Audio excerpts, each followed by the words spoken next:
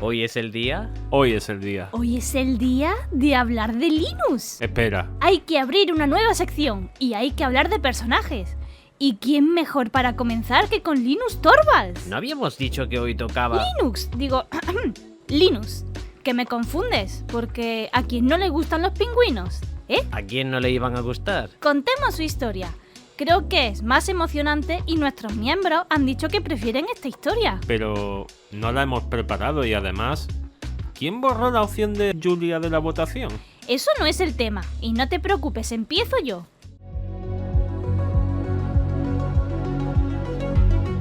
Antes de continuar, un inciso. ¿Te gustaría apoyar a nuestro canal? No te olvides de darle a me gusta y si no lo estás, suscribirte para no perderte futuro contenido. Os presentamos una nueva categoría para los miembros, el cronista.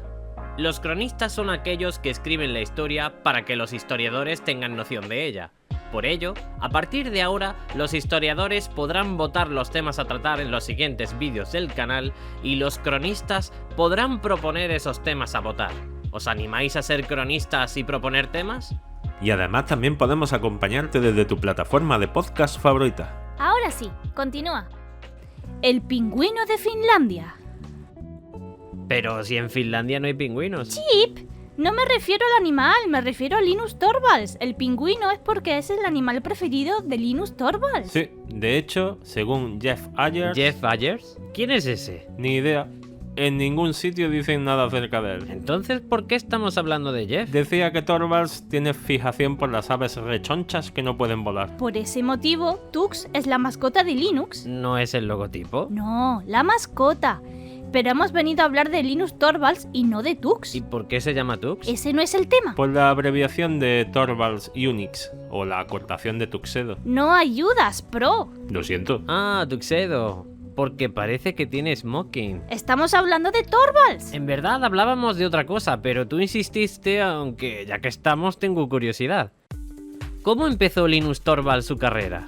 Ahora sí hablamos de Linus. Muy bien. Me parece genial que me hagas esa pregunta. No la sabes, ¿verdad?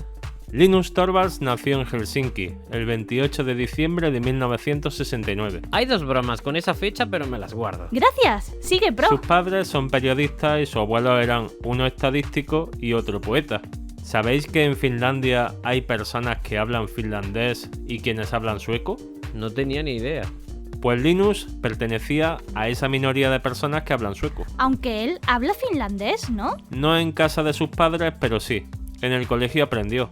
Y ha comentado en alguna que otra entrevista que habla con fluidez el sueco, inglés y finés. ¿Cómo comenzó en el mundo de la computación? Su abuelo, el estadístico y matemático, le compró una Commodore a sus 11 años. Entonces fue a la Universidad de Helsinki, donde estuvo estudiando desde 1986 a 1996. Muy bien, Violeta. Así que llevaba 4 años en la universidad cuando hizo Linux. Porque Linux fue publicado en 1991, si no me equivoco. No te equivocas. En 1991, Linus Torvalds emitió su famoso mensaje anunciando su juguete. ¿Linux fue un hobby para Linus Torvalds? Hay que explicar algo antes de continuar. ¿Conocéis a Andrew Tannenbaum? Sí, de clase de sistemas operativos en la universidad. El libro que usamos fue escrito por él. Sí, de ahí me sonaba a mí también. Exacto. Tannenbaum estudió y se doctoró en los Estados Unidos, pero se marchó a vivir a Ámsterdam con su esposa. El amor mueve montañas. Si tú lo dices. Pues con fines didácticos, en 1987 creó el sistema operativo Minix basado en Unix. ¿Por qué no usó directamente Unix? Por licencia y porque su sistema tenía un propósito educativo, es decir, era un sistema operativo muy simple para poder transmitir mejor los conceptos a los alumnos. Y usando el código Minix fue que Linus creó su proyecto. No usó el código de Minix, comenzó desde cero. ¿Ah, sí? ¿Estás seguro? Segurísimo, hubo un arduo debate cuando Linus presentó su proyecto. No me digas. Linus sacó su mal genio e insultó al proyecto Minix de Tannenbaum. Pues en realidad fue al revés. comenzó Tannenbaum diciendo que Linux era un proyecto obsoleto. ¿Obsoleto? ¿Nada más empezar? Hay mucha gente que lo piensa porque Linux creó un kernel monolítico, mientras que la tendencia de los demás sistemas operativos era hacerlos con microkernel. Tengo oxidados esos términos. Un kernel sé que es el núcleo del sistema operativo, pero ¿monolítico? ¿Microkernel? ¿Eso qué es? Es fácil, Chip. Ya, a ver. El kernel monolítico, al igual que los sistemas monolíticos, son sistemas desarrollados de una sola pieza, todo conjuntamente. Si te fijas, su propio nombre lo indica. El prefijo mono viene del griego y quiere decir solo uno, y lítico es relativo a las piedras, lo cual indica que es algo arcaico, muy antiguo. Correcto, aunque monolítico se refiere a que se construye de una sola piedra, no tiene por qué ser antiguo. ¿Y el microkernel? Un núcleo muy pequeño con solo lo indispensable para evitar fallos y que el sistema deje de funcionar. Correcto. Como sistemas con microkernel tenemos actualmente BSD, MacOS y Windows. Vaya, con decir todos los demás habría bastado. Hay muchos más y no todos son de tipo microkernel. Una pregunta, ¿y si Linux es monolítico y Windows microkernel? ¿Por qué es más estable Linux?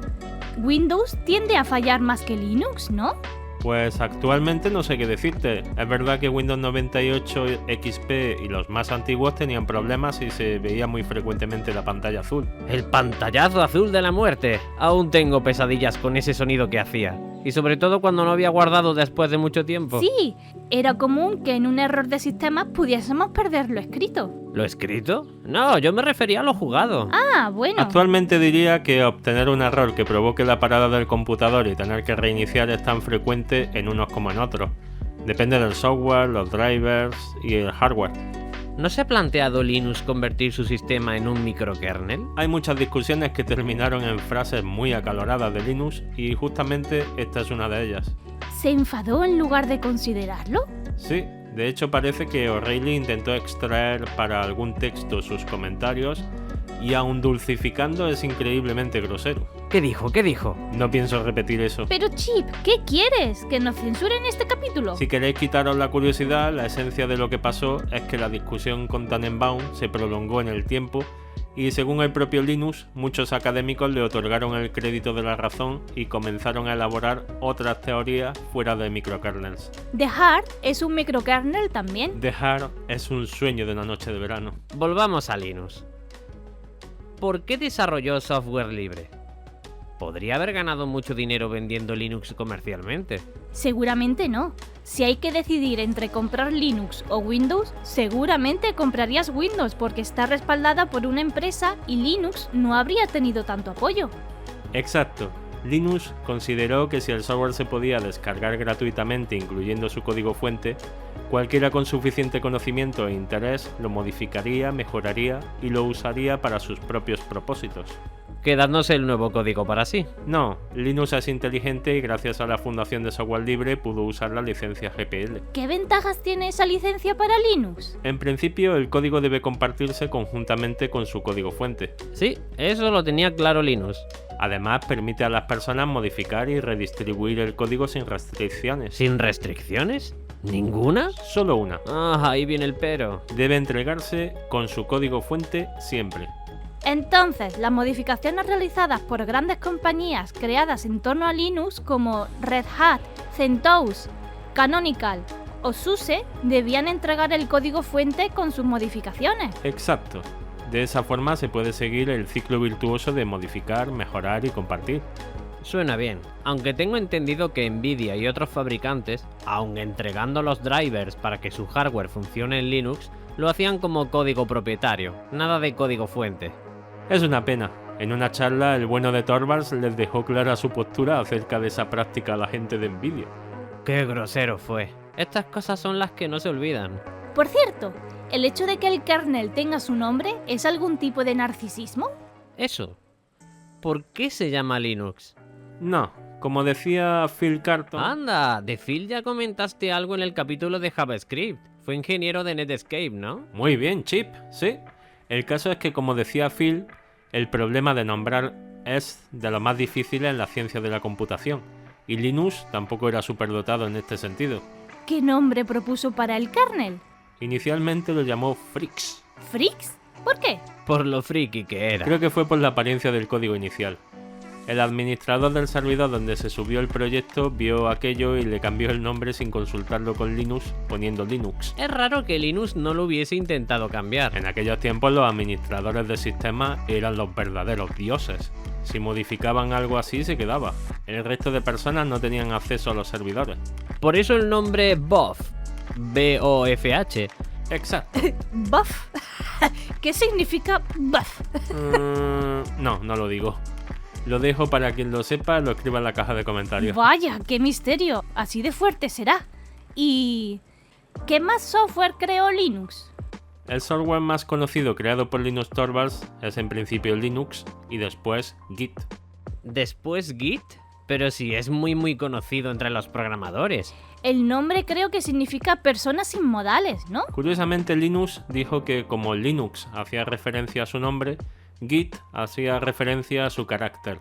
Todo queda en torno a su figura. Un genio y figura. Hasta la sepultura. ¿Por qué lo creo? Para el código de Linux, la comunidad usaba BitKeeper, un software comercial pero con una licencia gratuita. Parece que en 2002 revocaron la licencia y ya no podían usarlo. ¿Entonces Git se basó en BitKeeper? Sí, incluso se dice que el protocolo para obtener los últimos cambios fue obtenido por ingeniería inversa por parte de los contribuidores. Qué mal, ¿no? Podrían haberlos denunciado. No sería la primera vez que denuncian a gente que desarrolla Linux por incluir código propietario. Salseo. Cuenta. ¿Quién ha denunciado a Linux? En principio nadie. ¿Nadie? Pues qué poco nos ha durado esto. A ver, juicios ha habido, pero han sido contra empresas que es donde se pueden pinchar más fuerte. El juicio más sonado fue de SCO contra IBM. SCO fue la empresa que obtuvo el código de Unix, ¿no?